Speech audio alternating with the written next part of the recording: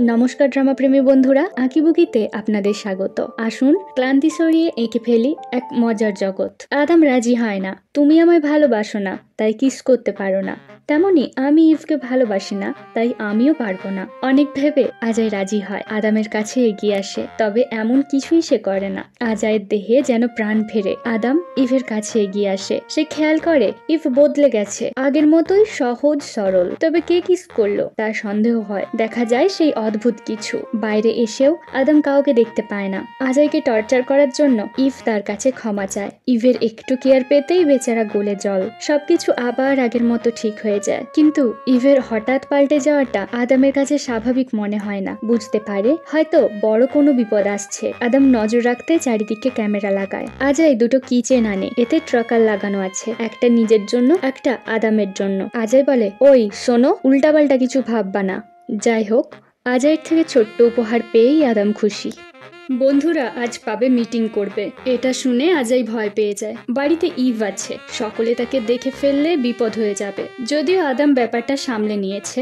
সামনে enemy festival, নায়িকার অভিনয় করতো নি, এখন সে জাপানে। নায়িকা ছাড়া অভিনয় হয় না, তাই ক্লাব প্রেসিডেন্ট সু তাদের ক্লাব বন্ধ করতে চাইছে। প্র্যাকটিসের জন্য রুম দিচ্ছে না। আর হ্যাঁ, সু ছিল নিয়ের প্রথম প্রেমিক। শ্যান বোঝায় এতে কোনো কাজ হয় না, তাই ফু, নানা একে একে অন্য বন্ধুরাও সুয়ের পেছনেই পড়ে যায়। এতে সু ভীষণ বিরক্ত। ঠিক হয় নিয়ের বদলে নানা নায়িকা হবে। নানার অভিনয় দেখে সবাই ভাবে এবারের অস্কার বোধহয় ওরই প্রাপ্য।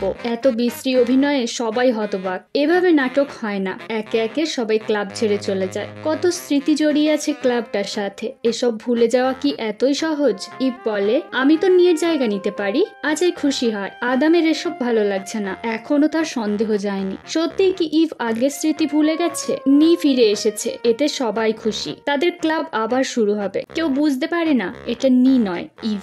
আজাই খুশিতে নাচতে শুরু করে। আদাম অবাক, এই পাগলের হলোটা কি?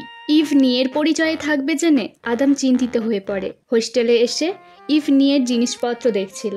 তার আচরণ বেশ রহস্যজনক। চাহনি, আচরণ সবকিছু বদলে গেছে।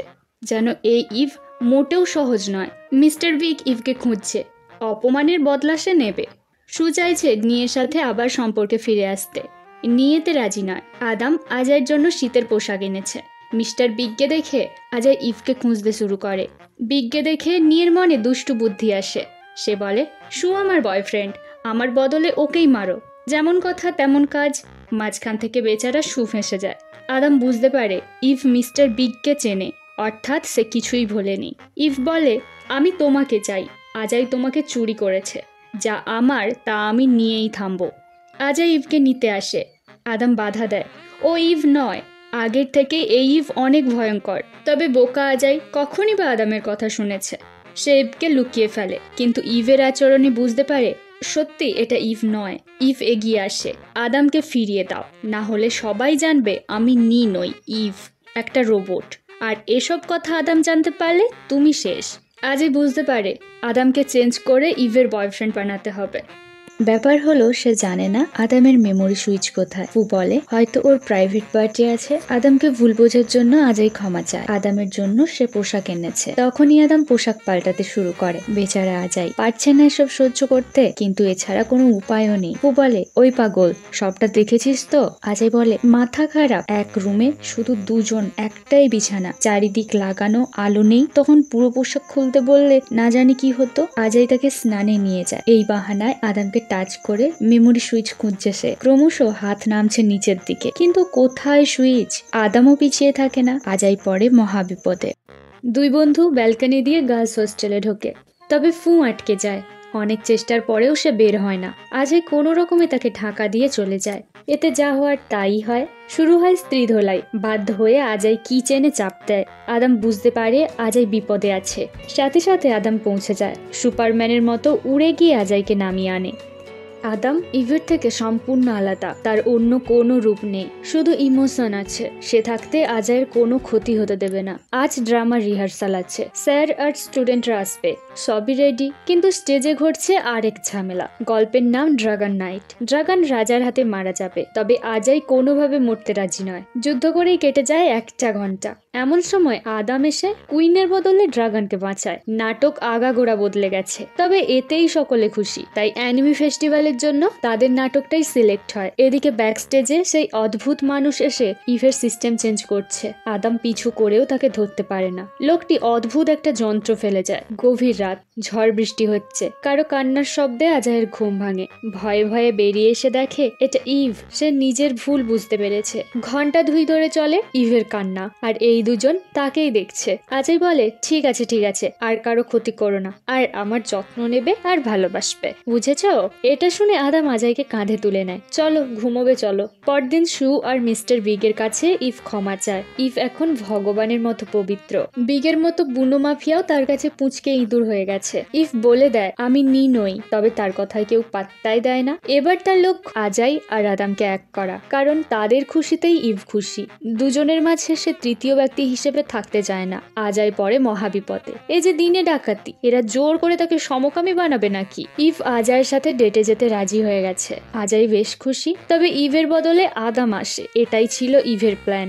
ইভ দেখে একটা বাচ্চা ছেলে বিড়ালদের খাড় খাচ্ছে। ইভ তাকে বাড়িতে এনে যত্ন নেয়। তার নাম শি, বয়স 5 বছর। ইভের যত্ন পেয়ে শি বলে তুমি আমার মা হবে। এদিকে বিরক্ত আজাই আদামের সাথে বাড়ি আসে। এরপর যা হয়, নাচা গানা পিনা, একটা নতুন বন্ধুও পেয়ে যায় আজাই। তবে বেশ কিছুক্ষণ পর আজাই বুঝতে পারে ব্যাপার অন্য কিছু। এখানে সবাই সমকামী। আদাম এটা আগেই বুঝতে পেরেছে। আজাই বলে তুমি আমার অনেক ভালো বন্ধু, বিপদে এগিয়ে আসো, আমাকে প্রোটেক্ট করো, তবে তোমাকে ভালোবাসতে পারবো না। পরের জন্মে তুমি মেয়ে হয়েও তখন একসাথে থাকবো।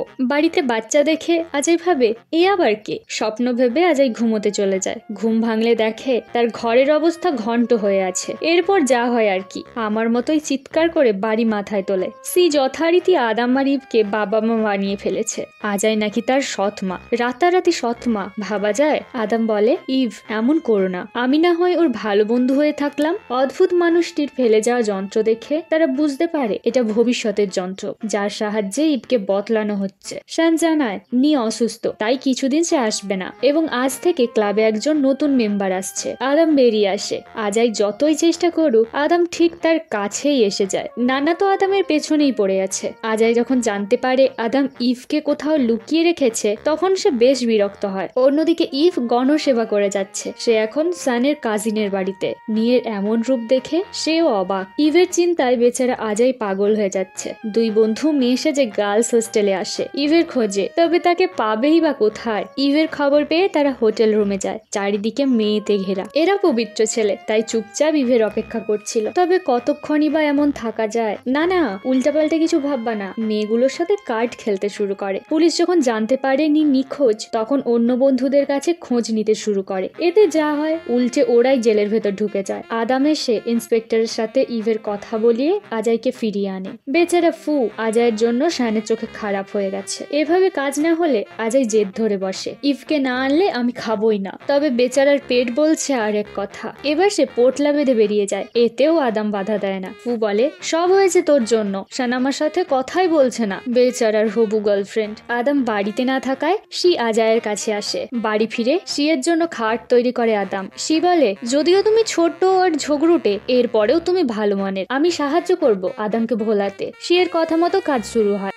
আজাই আদামকে খেলাঘর দিয়ে আসে। সে এখন ইভকে ভুলে আদামের সাথে বাঁচতে চায়। শুধু তাই নয়, সকালবেলা নাচতে নাচতে আদামের জন্য খাওয়ার বানায়, একেবারে সদ্য বিবাহিত দম্পতির মতো। আজাইয়ের এমন কাণ্ডে সে হেসেই খুন। আদাম অবাক। মানুষের মন বোঝা সত্যিই ভীষণ জটিল। বাবা মা শিকে নিতে আসে, তবে নিজের বাচ্চাকে নিয়ে তাদের কোনো মাথা ব্যথা নেই। শিয়ের মন ভালো করতে আজাই তাকে খেলনা উপহার দেয়। সে বলে আমি যখন তোমার মতো ছিলাম তখন বাবা মা মারা গেছে, তখন থেকেই আমিও তোমার মতোই একা। সত্যি বাবা মা আমাদের জীবনে অনেক মূল্যবান। সে চলে যায়। আদাম বলে চিন্তা করো না, আমি তোমাকে কখনোই ছেড়ে যাব না। আদাম বলে সে তো জানি, তবে ইভকে এনে দাও না।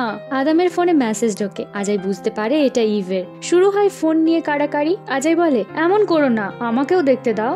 ফু শুনতে পায় ড্রামার কাজের জন্য শানকে অনেক দূরে যেতে হবে। কাজ সেরে ফিরতে অনেক রাত হয়ে গেছে। রাস্তায় ভূত না থাক, মানবরূপী শয়তানের তো অভাব নেই। কেউ তার পিছু নিয়েছে বুঝতে পেরে শান লুকিয়ে পড়ে। কাছে আসতেই ধারাম। বেচারা ফু। গভীর রাত, বাড়ি অনেক দূরে, হেঁটে ফেরা সম্ভব নয়। বাধ্য হয়ে তারা হোটেলে ওঠে। সবসময়ের মতো হোটেলে একটাই খালি রুম আছে।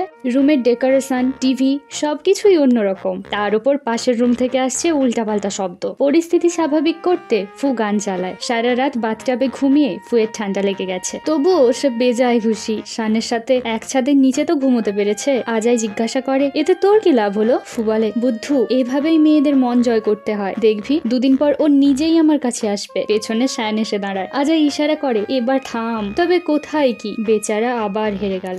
আজকের রাতটা অনেক স্পেশাল। সবাই বলে আজ রাতে খোলা ছাদে একসাথে ডান্স করলে সারা জীবন একসাথে থাকা যায়। নানা সুন্দর করে সাজছে। সে ভেবেছে আদাম তাকে ইনভাইট করবে। আদাম আজয়কে ওপরে আনে। চারিদিক সুন্দর করে সাজিয়েছে আদাম। আদাম শেখাচ্ছে কিভাবে ইভের সাথে ডান্স করতে হবে। মনে করো তুমি ইভের সাথে আছো। আদামের কথা মতোই আজাই নাচছে। ওদের এই অবস্থায় দেখে বন্ধুরা মজা শুরু করে। বন্ধুরাও নাচছে আর আজাই মুখ ফুলিয়ে বসে আছে, একেবারে বাচ্চা মানুষ।